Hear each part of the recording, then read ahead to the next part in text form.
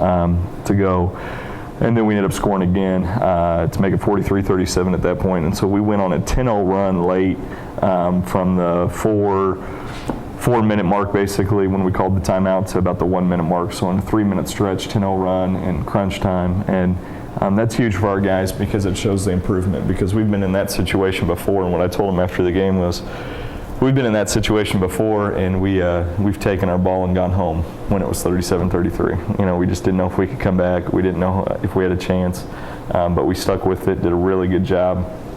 And, you know, Garrett Lowe played really well for us, so it's no coincidence that we were able to play well as a team and win. He had 19, really played his best game for us, and was just terrific. One of the really cool things about the game on Thursday was that's a team that we played December 3rd. So our third game out of the chute, we played them, and we had it tied 31 at half against them in Savannah. And then we came out and got beat 25-9 in the second half. So we lost by 16. And then obviously on Thursday night, we were down to 24-22 or 22-20, I think, at half, and then ended up outscoring them obviously in the second half. So, you know, you could see the growth of our guys. Our guys are sticking with our plan. Our guys are getting better. And we're able to see some results. We didn't see too many results on Friday up at Platte County. We're trying to find out if we can get more timeouts in a game. We're trying to figure out if we could play with 6 guys sometimes. We struggled. Platte County is good. Platte County is really good. We had a lot to do with Platte County being good, but they've got a couple players that are as good as anybody as we've seen through 14 games this year. We had it 16-14 with about 6 seconds to go, 8 seconds to go in the first quarter. Proceeded to turn it over twice in 6 seconds, which I didn't know was possible. They scored to make it 20-14. And so if you go from the 16-14 point and count forward, the next time that we were able to get a basket was when it was 43-16. So they went on a 27-0 run, which would be good in football, but nonetheless it happened to us in basketball. So we wiped that one from the slate, and we're looking forward to getting better this week. We go over to North Kansas City this week to play in a tournament. This is a great time of year. High school basketball fans, especially Kansas City, which you guys have going on here with the Assessment Tournament. North Kansas City, we're over there. There's tournaments throughout the city. We're really excited and looking forward to the opportunity to see how much we continue to grow, because we're at kind of crunch time in our season, sitting at 3-11, 0-3 in conference, but we're at the point now where I don't think teams want to come in and play us, and hopefully we could carry that for the next 3-4 weeks of the season and see where we end up. So with that, open it up to questions. On Thursday, you talked about how it was your first win at home. How do you think that set the boys forward on like determination, that seeing that they could have success, and they could, especially at home? How do you think that impacted the boys? Well, I think huge, because we played at home. It seems like in 2006, but it was just December. But it seems like forever, against Summit Christian Academy. And you guys televised the game, and we were up by 18 points and ended up giving it away a little bit late and losing. So I think that our guys had a huge hunger to get back on the floor and have an opportunity to kind of show what they were made of, and they did a great job of protecting their home floor, of taking pride in their home floor, and we had a great support as we have all year, and it was cool. It was really cool that they fought it as hard as they did, and I think that, you know, your point about determination is right. I mean, they're starting to see that if they stick with this thing, good things are going to happen, whether it's home or away, but it's especially nice to get one at home. How have you prepared for this tournament? How have we prepared for the tournament? Well, we practiced Saturday morning, and what's funny about preparing for this tournament is you play back-to-back days to start, regardless of win or lose. So we will play today and we will play Wednesday, and then win or lose will depend on if we play back-to-back or if we get a day of practice on Thursday and then play on Friday. So usually we try to practice as hard as anybody.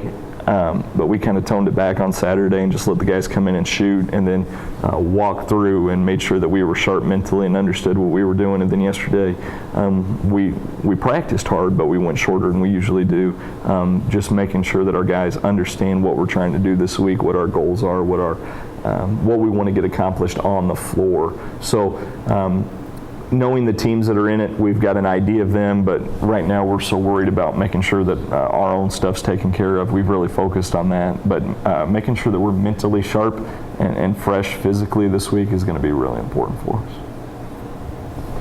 At this point in the season, is it more about doing what your team wants you to do? Obviously getting the win's nice, but you keep talking about staying on our plan. Mm-hmm. How have the boys worked hard, and are they continuing to be on that plan? Are they continuing to move forward with the things you want them to do? So at this point in the season, is it more about getting the wins under your belt, or getting the time and getting the skill under your belt the way you want them to play? What if I say yes? Because you're right. I mean, I think that's a great question, and that's a question that we talk as a coaching staff all the time about is, we're not as, I told the guys this after we played on Thursday, you're not as good as you think you are right now after we won. We were pretty darn excited. And it worked out great because on Friday, after we got just absolutely our tails kicked in, I could say, well, you're not as bad as you think you are right now either. But as far as the results go, I think that we're never really focused on the results, but you also can't be naive to the fact that you should start seeing something at this point. If you're making the same mistakes and you're losing close games, or you're doing the things that don't allow you to have success, then I think there's reason to be frustrated. So I think, yes, we should be seeing some more results. That being said, I think the reason we will see more results is if we continue to stick with the process and trust in it and believe in it. And, it was funny because we've been harping on our guys. I've been telling our guys all the time, believe in the process, trust in the process, don't worry about the result. And Coach Self the other day had a quote, and so of course I was able to take it and put it on paper and show the guys so they don't think I'm completely crazy. Talking about how his team, he doesn't like his team right now because they win by 25 or 30 points and they think they're really good, whereas he wants them to understand the process of what it takes to be very good. So I was able to kind of throw that in our guys' face a little bit. But if that answers your question, yes, the results should be coming, but I think the reason the results come are because we still do the things that help get us better and are part of our process of getting there. What are your personal goals for the tournament this week? My personal goals for the tournament this week. I don't know if I can't answer it. I don't know if that's good. I think we set team goals. We have benchmarks every game that we want to meet as far as team field goal percentage, opponent field goal percentage. I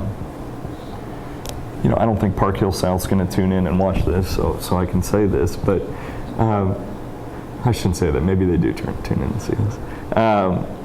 We've kind of tinkered with and put in a little new wrinkle on offense, and I don't want to get too excited about it, and I don't want to put all the eggs in the basket yet, but we really struggle to score the ball sometimes, but we're doing everything we can defensively. We're guarding, we're playing as a five-man unit, we're rebounding the ball terrific, but we really struggle on offense. So spent some time over the past couple days just talking to some people I really trust about, is this a good change to make at this point in the year? Is it okay to do? And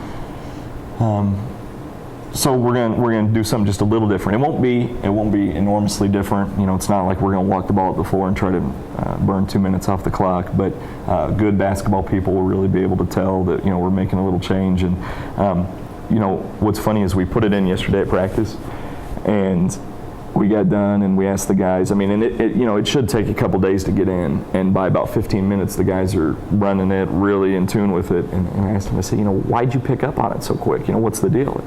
All of them were like, oh, we like this a lot better than what we had been doing. I'm like, well, you know what? If they believe in it more, then maybe it's going to make us play better, even if it's not better than what we're doing, but they might believe in it more. So